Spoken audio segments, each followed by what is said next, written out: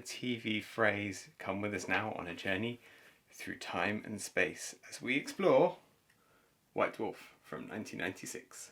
Okay, here is my crinkled, dog-eared copy of White Dwarf 197, May 1996, because this is one of my original White Dwarfs. The rest, as I have said in previous videos, are, or up to issue 190, are ones that I have bought in lots since to backfill my collection. 190 onwards is where I actually started collecting, so these are ones that I have kept in my collection from that period.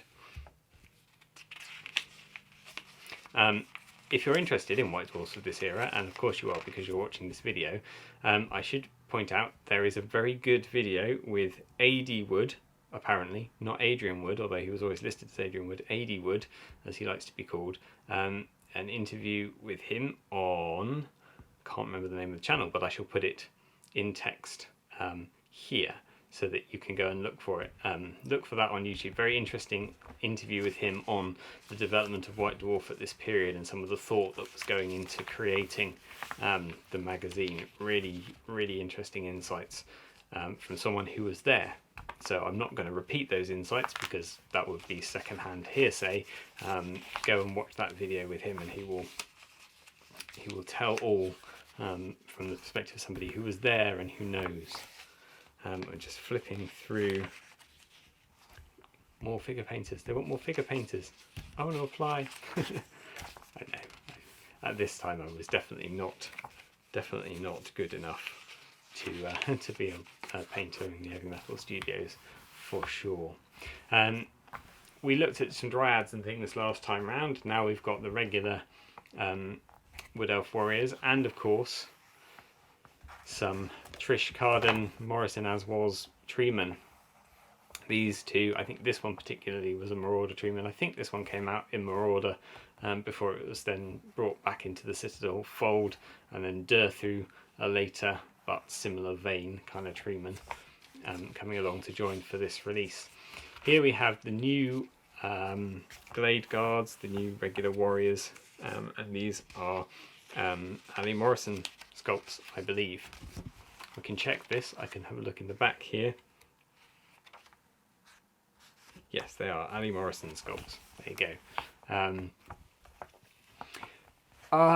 Yeah, as with the archers, I am not a big fan of this era of Wood Elves with their kind of slightly Robin Hood vibe to them.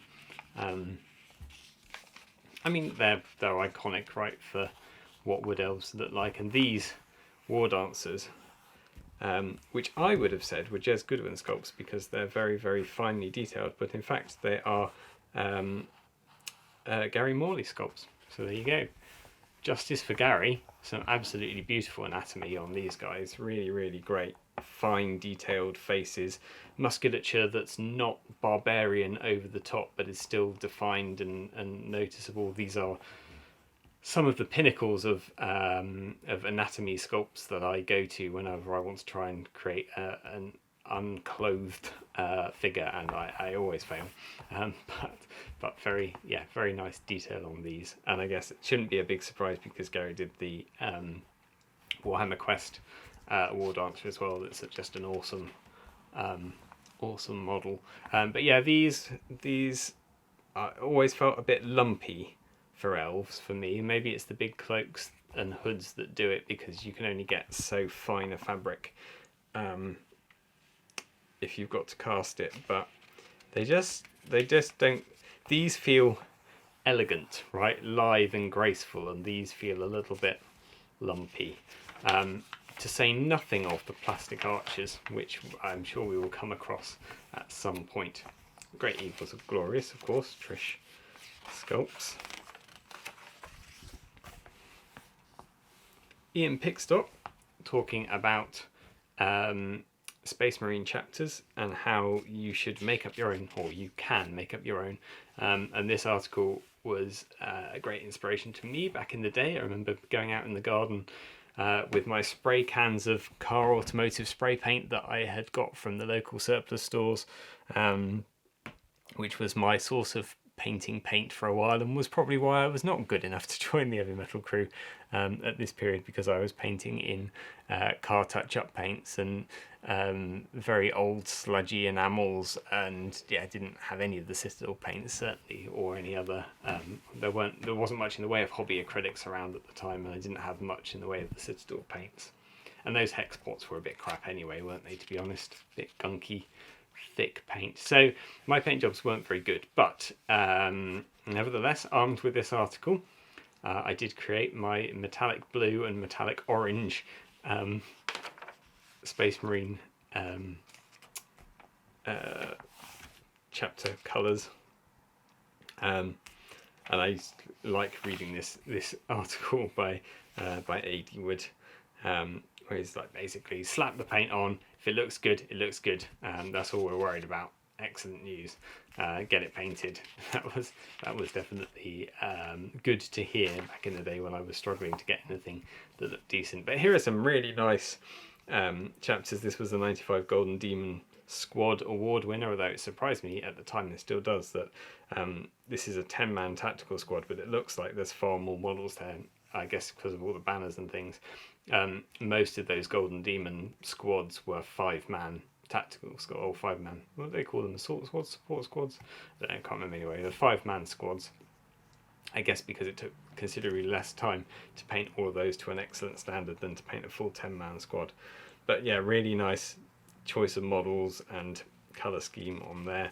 And this chapter here, the White Panthers, this was they held a competition to design some chapter colourings and iconography, and then the heavy metal team painted a squad to that chapter. Bit of a discussion of transfers, bit of a discussion of how to add characters and flavours and things to the particular style of your chapter. Here's Jervis Johnson rambling on, talking about, again, different ways of playing, but specifically this time the rules for the grand tournaments, restrictions and modifications to the rules that have been put in place to make those games run smoothly and speedily, and not be too spammed with over powerful central characters. They were trying, I think, very much to make characters and monsters a bit of a flavour rather than the dominating the dominating force. And I didn't read this article hugely in depth at the time. I've skimmed it a few times since. It doesn't really interest me that much because competition games, tournament games, are not something that I've ever enjoyed playing, but it's a good explanation for the kinds of changes that need to be made to a game in order to get it to run in that kind of competitive environment, especially when most people consider that Warhammer of this period was geared up for that kind of competition anyway. It felt very much like 4th edition Fantasy Battle and the 40k lists that were around at this time were very much for that kind of equal pointed pitched tournament battles. So interesting to think that there needed to be some changes and restrictions made to make those kinds of games actually work.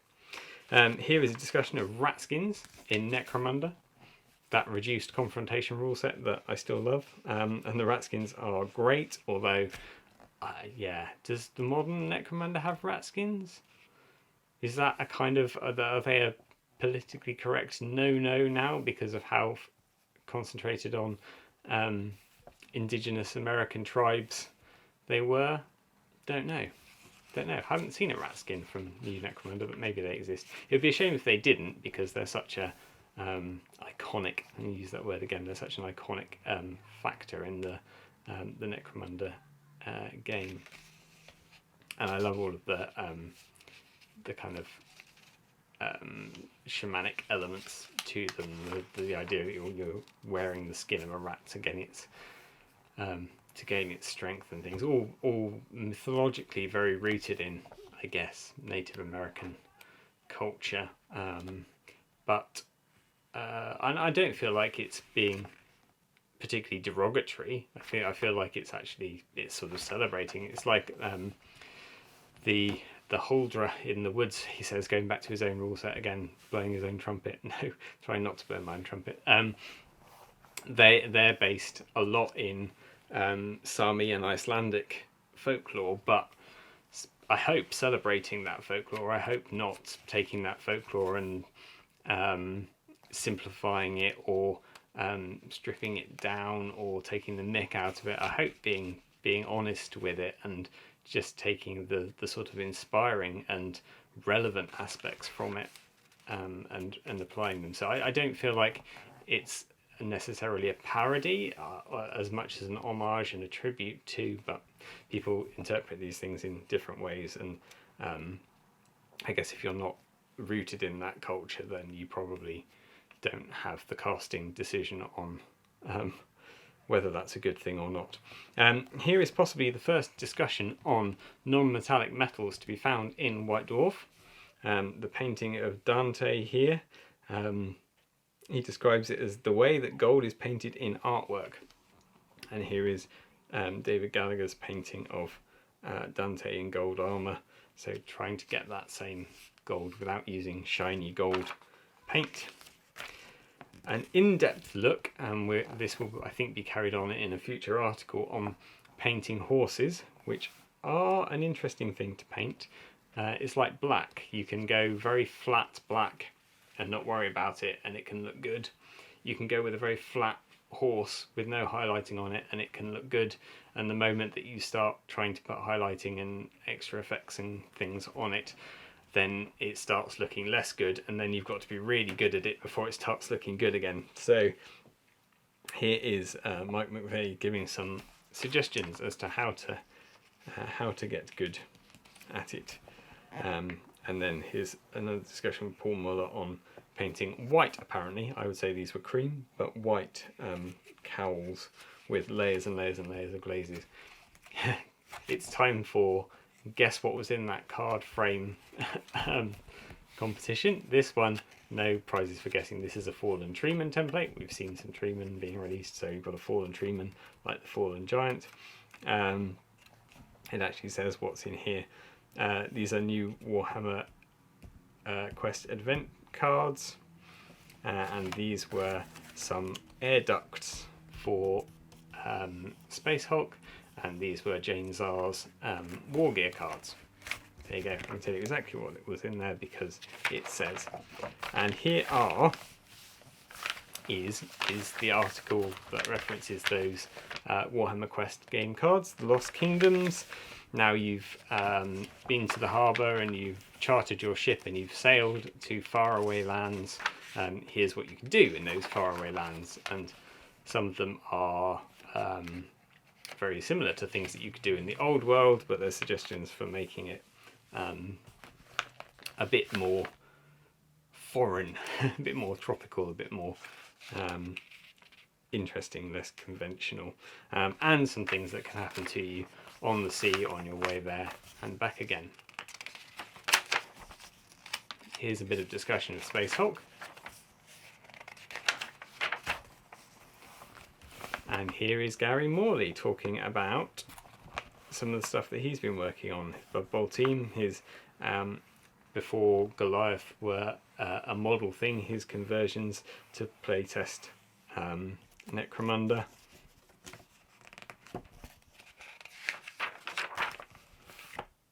Some of his tools, a bit of an example of a dolly being painted, and this is, again, it's a good example of anatomy. You can see how everything's flowing in together there.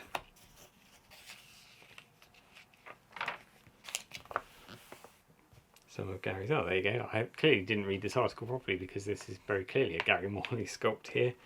So we'll get more of Gary Morley's stuff and converted trucks. Yes, good old Gary Morley. He gets a lot of flack, obviously, because of Nagash and because of those very two-dimensional undead sculpts that, to be fair to him, were the first thing that he did as a sculptor in the studio. And by this point, he's very well established sculptor. He's doing some excellent work and also heading up the team. Very, very shortly he's going to be training up a load of new sculptors. Not shortly now, obviously, shortly to this to this magazine in the late 90s, training up the next batch of sculptors that are going to go on to become household names in Games Workshop. And all of them were tutored by Gary, as Gary was tutored by people like Jervis, and Jervis in turn tutored by Jervis, sorry, what am I talking about? Jez, and Jez in turn very much tutored by Brian Ansell, and so the passing on of the knowledge and the technique and the skills is really growing and growing and growing, and this is why the sculpting is getting so good by this period. Aesthetics aside, whether you like them or not, the level of technical ability in the sculpting team is just incredible by this time. Here is a discussion on the Imperial Basilisk in 40k. Here is one of those non-studio armies that I mentioned in last week's video. I said they sometimes got people coming in from outside of the studio to bring their armies in, and here is one of them. But as I also said in the last video, they tended to look very much like the heavy metal armies, and this does. It could be a carbon copy of the heavy metal army of the time. All of these could.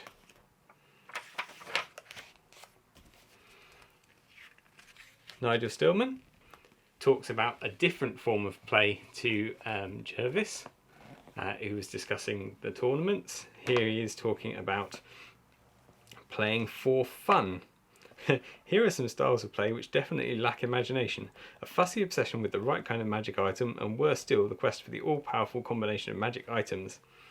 Playing too defensively, using units of too few models, not playing to the spirit of the rules, or even worse, not reading the rules and believing hearsay, and always playing against inexperienced players. How to be a bad player.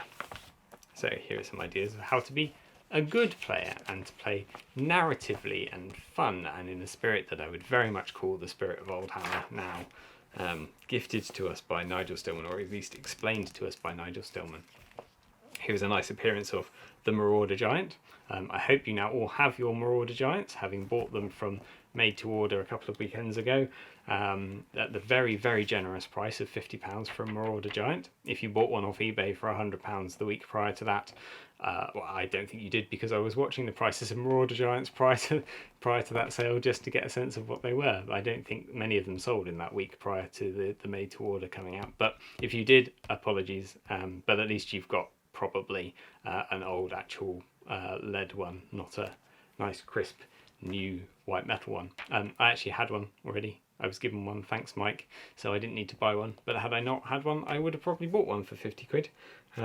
If they'd been 100, which I was expecting them to be, I would probably not have bought one. So there you go, good sales decisions from Games Workshop, and thank you Games Workshop for doing something decent. I did actually buy trolls. I'm missing 3 stone trolls from my collection, 3 poses of stone troll, and they did them in 3 packs, the poses that I have, and a pack of 3 of the poses that I didn't have. So I ordered one of those for the bargain price of about 30 quid, so £10 per stone troll. Very good pricing. First thing that I bought from Games Workshop in about 20 years. Hopefully they'll bring a few more classic models of that era, and slightly earlier would be nice, please, out. Anyway, I'm waffling on. Here's how to use those air ducts that were in the middle, those cardboard air ducts in Space Hulk, which I still actually have in my original Space Hulk box, because Space Hulk was one of the things that I kept hold of from my childhood because I played it so much, and played it solo, which is probably why I played it so much. But here's how to get some good use out of those air ducts. This is obviously for 2nd edition, not for 1st edition, but I mix and match the 2.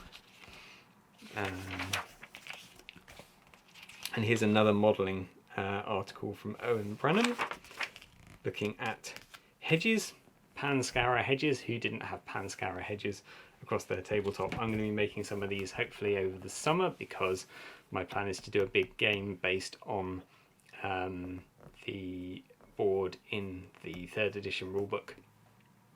And although that a lot of that is lichen, I feel like these hedges would also look really good alongside that. Suggestions for making a fence. Nigel Stillman making wattle fences. One thing that he doesn't say is what this is that he's using here. It appears that he's using wire, and he says he's using wire. I think he's probably using solder.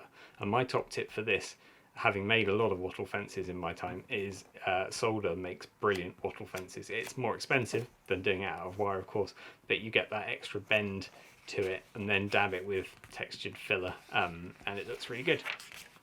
There's my terrain top tip for today, and some more alternative bits and pieces, ways of making walls and things. And an epic battle report. Here are those objective counters that were in the card section, so different, and I again had these, kept these for quite a long time actually, and used them in 3rd ed 40k, not necessarily following these rules, but for those types of objectives they were quite useful counters. And it's a classic Space Marines versus Orcs, of course it is. Battle report. And again, here's AD Wood playing this battle report, this time against Ian Pickstock, and worth listening to what he says about playing battle reports in this era in Games Workshop. It's a very interesting insight, and a lot of it, I guess, is self-explanatory. I mean, you know that this shot isn't a shot of the actual game. It's been reset up again afterwards, and you know that they're not absolutely playing the rules, and what's written here isn't exactly what happened, but it's just worth hearing that confirmed, and the reasons given. They're not always trying to deceive the reader. There are usually some very good reasons as to why battle reports are not true game accounts. And then here we are in the mail order pages with those rat skins. Gary Morley rat. Oh no. Well, here's a Brackar. Here is a Gary Morley sculpt, the rest by Michael Perry. Gary Morley's Redemptionists. Jez Goodwin's Titans and Gargants. Alan Perry's Imperial Guard. Jez Goodwin's Space Marines. And I've got little scribbled notes here. These are actually my scribbled notes, because this was my my magazine from New, trying to explain to myself the evolution of the Space Marine armour. And there's actually an article that talks through the evolution of Space Marine armour in one of the earlier issues that I didn't have. This was me trying to guess the evolution based on these pictures, and yeah, that's actually pretty accurate to what the actual fluff was. So that was good to know. Here's Ali Morrison's Wood Elves, and Gary Morley's War Dancers, and Trish Morrison's, Trish Carden's Eagles. And here's that plastic archer that was my least favourite plastic of this era. Just horrible, lumpy, chunky. I see what he was trying to do, but I just don't feel like it works. I feel like the earlier regiments Wood Elf archers are so much nicer models than these ones. I remember having my pack of 8 of these and just really struggling to paint them because they were such horrible models. Anyway, that's my take on it anyway. And then Trish Morrison, Trish Carden's Durthu. And on the back we have those Wood Elves, of course, and the Orcs, and another, here's Azag the Slaughterer on his Wyvern, which again was a recent made to order for 50 quid. Very good value. Here are those stone trolls. This one I already had. This one's from the other set that I have now bought and is on its way. Hooray. Anyway, look how brightly colourful that is. Lovely, bright, cheerful scene with some gorgeous trees, some lovely backdrops, and a bit of a river to end on. Hope you've enjoyed, and I shall see you next week.